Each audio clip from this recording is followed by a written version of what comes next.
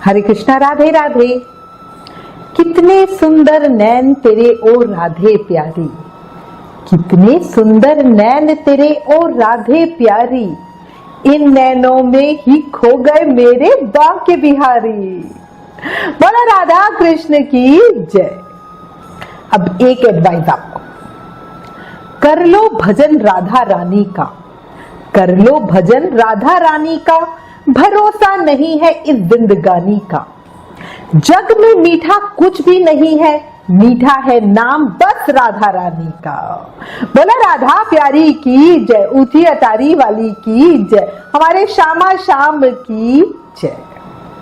अब आज इस वीडियो में आपको बहुत सुंदर अनुभव बताती हूँ, जिसमें राधा प्यारी की कृपा, उनका प्रेम और भक्तों पर अधिकार दिखता है। ये अनुभव हमारे साथ रश्मि जी ने शेयर किया है। ये अलवर की रहने वाली है, बनिया फैमिली की बेटी है, 3 बड़े भाई हैं इनके, माँ बाप की लाडली। इनके पिताजी का अलवर में संगमरमर के पत्थर का काम है, पुश्तैनी फैमिली बिजनेस टाइप। इनके भाई भी पापा के साथ ही काम करते हैं, पैसा भी अच्छा खासा है, किसी चीज की कमी नहीं है।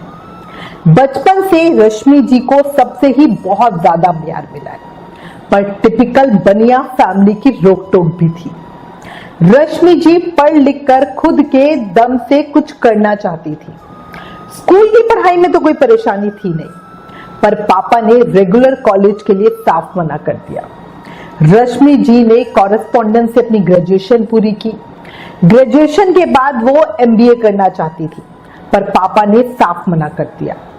बहुत मुश्किल से पापा को एमबीए के लिए मनाया, वो भी उन्होंने रेगुलर कॉलेज से नहीं, डिस्टेंस लर्निंग से आईएमटी गाजियाबाद से की। अच्छा, एमबीए करने की जो इजाजत मिली ना, वो भी राधा रानी का एक चमत्कार ही था। बताती हूँ, बड़ा सुंदर प्रसंग है। तो देखो, रश्मि जी के परिवार में हर कोई पक्का कृष्ण प्रेमी है, सब बिहारी जी महाराज के दीवाने हैं, सब वृंदावन जरूर जाते हैं नियम से, रेगुलर, जैसे महीने में जाना ही जाना है। पर उनका जाना ऐसा होता है कि सुबह जाओ बिहारी जी महाराज के दर्शन करो और शाम से पहले घर वापस। रश्मि जी घर पर बिहारी जी महाराज के साथ राधा रानी की सेवा करती हैं। राधा रानी में उन्हें अपनी सखी, अपनी बहन, अपनी माँ का अनुभव होता है। ऐसा होता है ना, किसी से हमें वो ममता, दुलार, वो सब मिलता है, ऐसा ही उन्हें राधा रानी के साथ फील होता था।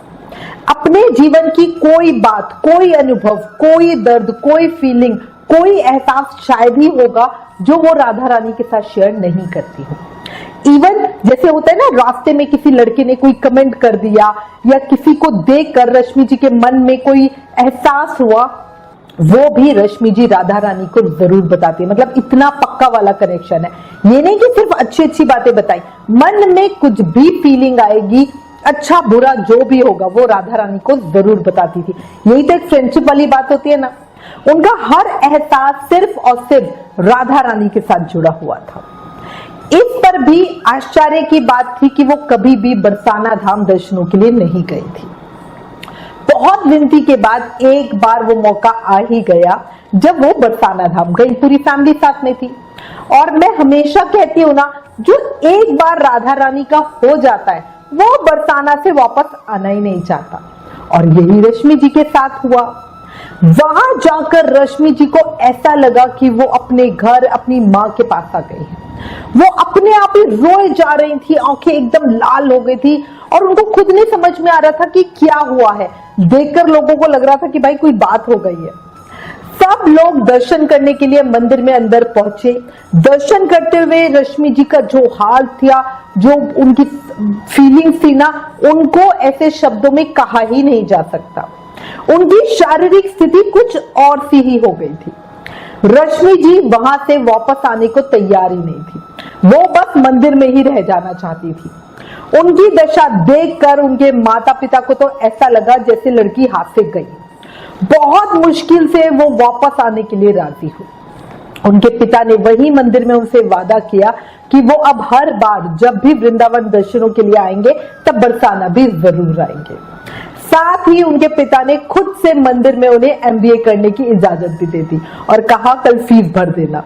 मतलब खुद सोचो पापा को क्या हुआ जो ऐसे अपने आप ही इजाजत दे दी। रश्मि जी बहुत बहुत बहुत ज्यादा खुश थी। उनके जीवन की जो दो सबसे बड़ी चाह थी, उनके मन की जो सबसे बड़ी इच्छा थी, वो यूं पूरी हो जाएगी उन्होंने सोचा नहीं था। अब हर बार बरसाना धाम में राधा रानी के दर्शन होंगे, साथ ही वो एमबीए भी कर पाएंगी। है ना चमत्कार। ये एक जयकारा तो बनता है, जय हो जय हो जय हो, मेरी लाडली सरकार की जय हो। याद रखना, राधा राधा जपने से हो जाएगा तेरा उद्धार, क्योंकि यही वो नाम है जिससे कृष्ण को भी है प्यार। है ना, कहते हैं ना, राधे राधे जप चले आएंगे बिहारी। तो अगर आपको आसानी से कान्हा की कृपा पानी है तो राधा रानी का तो सहारा लेना ही पड़ेगा। अब ये तो हो गया राधा रानी की कृपा का प्रमाण। अब उनका भक्तों पर चमत्कार और प्रेम भी बताती हूँ। रश्मि जी की पढ़ाई और भक्ति दोनों राधा कृष्ण की कृपा से बहुत ही बढ़िया चल रही थी, क्योंकि ज्यादातर क्या होता है जब हम सांसारिक कामों में हो जाते हैं, कहीं जॉब वगैरह करने लगते हैं, पढ़ाई वगैरह करने लगते हैं, तो भक्ति से दूर हो जाते हैं। बट ठाकुर जी की रश्मि जी पे बहुत कृपा रही, उनकी भक्ति भी और पढ़ाई भी दोनों बहुत ही बढ़िया हो रही थी। उन्होंने सितंबर 2020 में अपना एमबीए पूरा कर लिया। पापा जॉब के लिए तैयार नहीं थे, पर बड़ी मुश्किल से ऐसे तैसे पापा को तैयार किया। उन्होंने जॉब इंटरव्यू देने शुरू किए। फिर 2021 में लॉकडाउन लग गया। 2021 और 2022 का समय बहुत मुश्किल रहा। 2022 मार्च में उन्होंने फिर से इंटरव्यू देने शुरू किए, पर समय का गैप या मार्केट में इन्फ्लेशन की वजह से उन्हें नौकरी मिल ही नहीं पा रही थी। 2 साल ऐसे ही घर पे बैठना, हर जगह से नाकामयाबी उन्हें मिल रही थी, और ये जो चीज होती है ना, वो उन्हें अंदर ही अंदर से तोड़ भी रही थी। रिश्तेदार भी उनका मजाक उड़ाते थे और कहते जॉब नहीं मिली अभी तक बेचारी को। ऐसे होते हैं ना लोग, मतलब ये समझ में नहीं आता कि वो हमारे साथ सहानुभूति कर रहे हैं या हमारा मजाक कर रहे हैं, समझ ही नहीं आता। रश्मि जी अंदर से बहुत दुखी, उदास और परेशान रहती थी, पर क्या ही किया जाए। उनके ये हालात वही समझ सकते हैं जो लाइफ में कभी बुरी तरह टूटे हो, वरना कुछ लोगों को लगेगा कि भाई ये इतनी बड़ी बात तो नहीं है, उनको कोई पैसे की कमी भी नहीं थी, है ना, जॉब नहीं मिली तो नहीं मिली। आपको क्या लगता है, अभी कमेंट करके बताओ, क्या आप उस समय रश्मि जी के एहसास को समझ सकते हो? जल्दी से मैसेज करो। 2022 अक्टूबर में रश्मि जी परिवार के साथ बरसाना धाम दर्शनों के लिए गई। वहां जाने क्यों, पर रश्मि जी बहुत फूट फूट कर रोई। राधा रानी को बोला, प्यारी मेरी जॉब लगवा दो, आपको जलेबी और रबड़ी का भोग लगाऊंगी। इस बात को सोचकर रश्मि जी आज भी कहती हैं कि उस समय जाने ये बात क्यों मुंह से निकली, और वहीं धाम में ही क्यों निकली। मतलब वो घर में भी सेवा करती हैं, वो घर में भी तो कह सकती थी, पर जाने क्या हुआ, उन्होंने ये प्रार्थना वहां पे की। कई बार देखो होता क्या है, जब हम किसी को जरूरत से ज्यादा याद करते हैं और वो सामने आ जाए, तो सच्ची उसके कंधे पे सर रखकर एक बहुत ही अलग तरीके का रोना निकलता है, होता है। मुझे तो यही बात रश्मि जी के लिए लगी। घर में सेवा ठीक है, पर धाम में तो मुझे ऐसा लगता है जैसे राधा रानी साक्षात मेरे सामने खड़ी हो, उनके होने का, उनकी खुशबू, उनके टच का एहसास भी होता है। आपको लगता है कभी? और शायद ऐसा ही कुछ भाव रश्मि जी का भी रहा होगा, जो उन्होंने ऐसी प्रार्थना की। खैर, वो प्रार्थना करके वापस अलवर आ गई। अगले दिन उन्हें एक बहुत बड़ी कंपनी से इंटरव्यू कॉल आया। इस कंपनी में जो फॉर्म था इंटरव्यू के लिए, वो रश्मि जी ने 3 महीने पहले भरा था। वो कॉल से बहुत सरप्राइज थी। वो इंटरव्यू के लिए गई, उन्हें वहीं on the spot he select कर लिया गया। कंपनी बहुत बड़ी थी, साथ ही सैलरी भी बहुत अच्छी ऑफर हो रही थी। उन्हें एचआर असिस्टेंट की पोस्ट मिली। खुशी का ठिकाना नहीं था। कंपनी इतनी बड़ी और सैलरी इतनी अच्छी थी कि पापा भी बहुत खुश हो गए। सब एकदम बढ़िया हो गया। रश्मि जी ने ज्वाइन कर लिया। जॉब में बहुत मजा आ रहा था। लाइफ में जो वो हमेशा चाहती थी ऐसे हो जाएगा, उन्हें विश्वास ही नहीं हो पा रहा था। सब बहुत बढ़िया अच्छा हो गया। उन्होंने भक्ति और सेवा छोड़ी नहीं। बढ़िया सेवा, भक्ति, माला वो जॉब के साथ ही कर रही थी, पर अब है ना थोड़ा सा समय कम मिल पाता था। क्योंकि जॉब से छुट्टियां भी नहीं मिल पा रही थी उन्हें। बड़ी मुश्किल से 6 महीने के बाद इसी साल 2023 अप्रैल में उन्हें वृंदावन जाने का सौभाग्य मिला। इतना समय बाद वो जा रही थी, इसलिए ज्यादा एक्साइटेड और बहुत खुश थी। बढ़िया वृंदावन में दर्शन किए, एक रात रुके, अगले दिन बरसाना धाम गए, वहां भी बहुत बढ़िया दर्शन किए, राधा प्यारी से खूब सारी बातें की, सब बहुत अच्छा हो गया। सीढ़ियों के रास्ते से वो नीचे आए, वो पूरा परिवार आया था, तो 16 सीटर मिनी बस में वो सारे लोग आए थे। बरसाना धाम जो बस थी उनकी, वो बरसाना धाम बस स्टॉप के पास खड़ी हुई थी।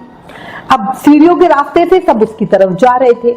मम्मी पापा और जो बाकी के रिश्तेदार वगैरह थे, उन्होंने रिक्शा कर लिया था, जो ई रिक्शा चलती है। रश्मि जी और उनकी कजन बोले कि हम पैदल पैदल आते हैं।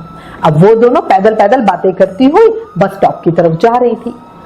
तभी एक बहुत सुंदर लड़की रश्मि जी के पास आई और बोली, दीदी जलेबी खिला दो। जैसे ही रश्मि जी ने उस लड़की की तरफ मुड़कर देखा तो वो बस देखती ही रह गई। वो लड़की बहुत प्यारी, बहुत सुंदर, बहुत सुकुमारी, गोरी, बहुत मासूम और बहुत भोली थी। बोलते हुए ऐसे लग रहा था जैसे कोयल चहक रही हो। उसकी उम्र कोई 5-6 साल की होगी, थोड़ा तुतलाकर भी बोल रही थी। बहुत सुंदर बढ़िया घाघरा चुनरी उस लड़की ने पहन रखा था, शक्ल से किसी अच्छे परिवार की लग रही थी। रश्मि जी ने उस लड़की को पूछा, क्या यही रहती हो? तो वो बड़े प्यार से मुस्कुराकर अटारी की तरफ इशारा करके बोली, वहां। अब रश्मि जी बड़ी हैरान थी, उन्हें लगा शायद किसी गोस्वामी की बेटी होगी, पर वो तो ऐसे किसी से मांगते नहीं है। अब रश्मि जी ने उससे पूछा कि भीख क्यों मांगती हो? तो वो बोली, भीख क्यों मांग रही हो, मैं तो जलेबी के लिए कह रही हूँ। अब उसकी प्यारी मासूम सी बातें सुनकर रश्मि जी और उसकी कजन हंस पड़े। रश्मि जी ने अपनी कजन को बोला, चल इसे कुछ खिला देते हैं। उनकी कजन बोली, पैसे तो है ही नहीं, पैसे तो गाड़ी में ही है, क्योंकि हमारा पर्स गाड़ी में ही पड़ा है। अब रश्मि जी ने अपनी पॉकेट देखी तो उसमें 10 रुपए का नोट पड़ा था। वो पैसे लड़की की तरफ बढ़ाते हुए बोली, लो ये रख लो। वो लड़की बोली, भीख थोड़े ना मांग रही हूँ, जलेबी खिलाओ। अब रश्मि जी और उसकी जो कजन थी वो एक दूसरे का चेहरा देख रही थी। अब वो उस लड़की को मना भी नहीं करना चाहते थे, पर करें क्या, उनके पास तो पैसे ही नहीं थे। अब रश्मि जी ने उन्हें बोला कि चल तुझे 10 रुपए की आइसक्रीम दिलवा देती हूँ, ठंडी ठंडी आइसक्रीम खाना। पर वो लड़की बोली, ना मैं तो जलेबी खाऊंगी, वो भी देसी घी की और रबड़ी के साथ। दोनों उसकी बातें सुनकर हंस रहे थे। उसे बोला, बेटा अभी तो हमारे पास पैसे नहीं है, पर अगली बार तुझे पक्का दिलाएंगे। वो लड़की बोली, भूल जाओगी? रश्मि बोली, नहीं, पक्का वादा नहीं भूलूंगी। वो लड़की बोली, वादा करना आसान है, निभाना मुश्किल, मैं अटारी पे ही मिलूंगी। और ये कह के वो वहां से भाग गई। अब रश्मि जी उसे देखती ही रह गई कि मतलब एक झटके में ये क्या हुआ। रश्मि जी और उनकी जो कजन थी वो गाड़ी की तरफ, बस स्टॉप की तरफ उन्होंने चलना शुरू कर दिया। पर अब रश्मि जी के मन में ना कुछ अजीब सी बेचैनी सी हो गई थी। वो रह रहकर उस लड़की को ही सोचे जा रही थी। उनके मन में हजारों बातें एक साथ चल रही थी। वो कितनी प्यारी बच्ची थी, उसका नाम भी नहीं पूछा। बच्चे तो ज्यादातर आइसक्रीम से खुश होते हैं, तो वो बच्ची जलेबी के लिए क्यों बोल रही थी?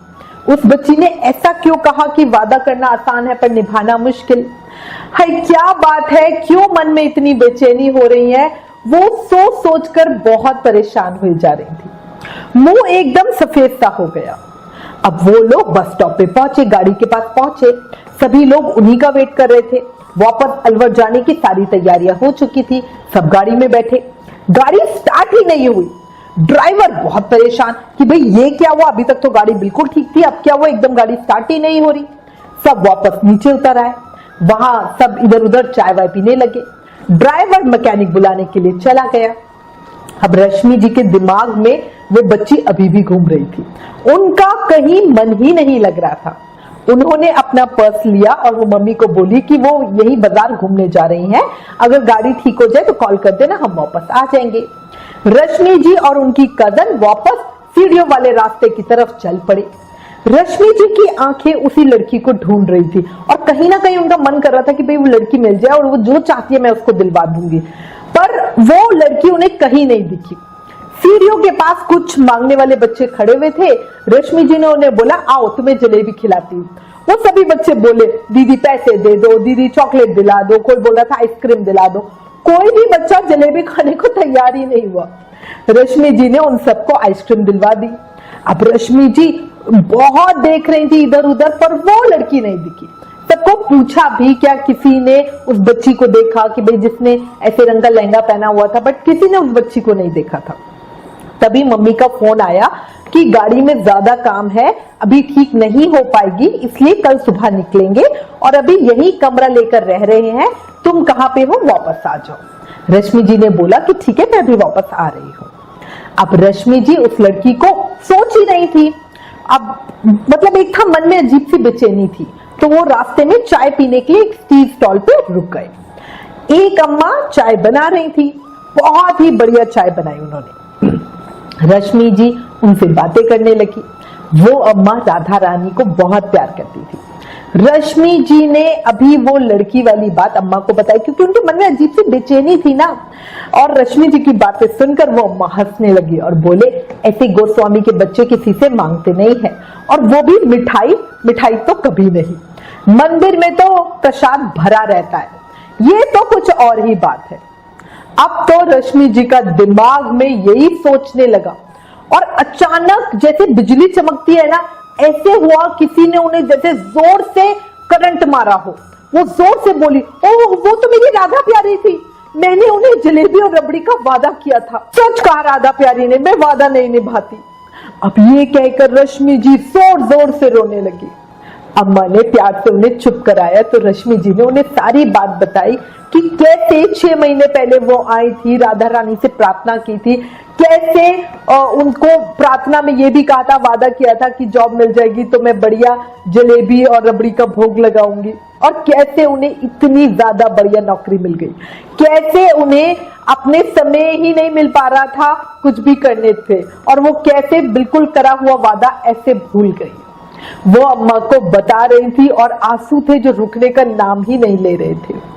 वो वापस अपने घर वालों की तरफ चल पड़ी। तभी मम्मी का फोन आया कि गाड़ी अभी अभी अपने आप ही ठीक हो गई। अब तो रश्मि जी को पूरा विश्वास हो गया कि ये सब राधा रानी ने उनको याद दिलवाने के लिए, उनका वादा पूरा करवाने के लिए किया है। रश्मि जी वापस आई, क्योंकि देखो अगर गाड़ी पहले ही ठीक होती तो रश्मि जी तो गाड़ी में बैठते और वॉल्वर के लिए चल पड़ते, है ना।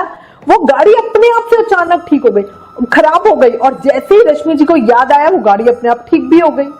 रश्मि जी वापस आई, मम्मी पापा को सारी बात बताई और कहा कि वो वापस नहीं जाएंगी, कल सुबह मंदिर में दर्शन करके बढ़िया भोग लगाने के बाद ही जाएंगे। उनके मम्मी पापा भी सुनकर सन्न रह गए कि वाकई देखो सारे इंसिडेंट्स आप सोचोगे ना, एक के बाद एक अजीब सी तरह से रिलेट कर रहे हैं। उनके मम्मी पापा बोले कि हम भी तुम्हारे साथ यहीं रुकते हैं, बाकी सबको गाड़ी में वापस भेज देते हैं। पर जब परिवार के सब लोगों ने ये बात सुनी तो सबने ही वापस जाने से मना कर दिया। सबने धर्मशाला लेकर रात में रुके। सुबह मम पापा ने स्पेशल ऑर्डर में हलवाई से 21 किलो बढ़िया देसी घी की जलेबी और रबड़ी बनवाई, मंदिर में भोग लगवाया और सब में बांटी। रश्मि जी अटारी पर खड़ी कह रही थी, राधा प्यारी मैं आपसे वादा करके पूरा करने आई हूँ, आप भी सामने आ जाओ। पर वो लड़की उन्हें दिखी नहीं, दिखती भी कैसे, राधा रानी तो बस अपने भक्तों को गलती से बचाने के लिए सामने आई थी, है ना। राधा रानी को ऐसे ही करुणा में सरकार थोड़े ना कहते हैं, वो अपने भक्तों को किसी भी सेवा अपराध से बचाती है, बिल्कुल एक माँ की तरह, है ना। वो बालक की रक्षा करती है, मन की इच्छा तो पूरी करती ही है, पर बच्चे से गलती ना हो ये भी ध्यान रखती है ना। अब बताओ किस किस का मन कहता है कि वो लड़की हमारी राधा प्यारी ही थी? जल्दी से अभी मैसेज करके कमेंट करो।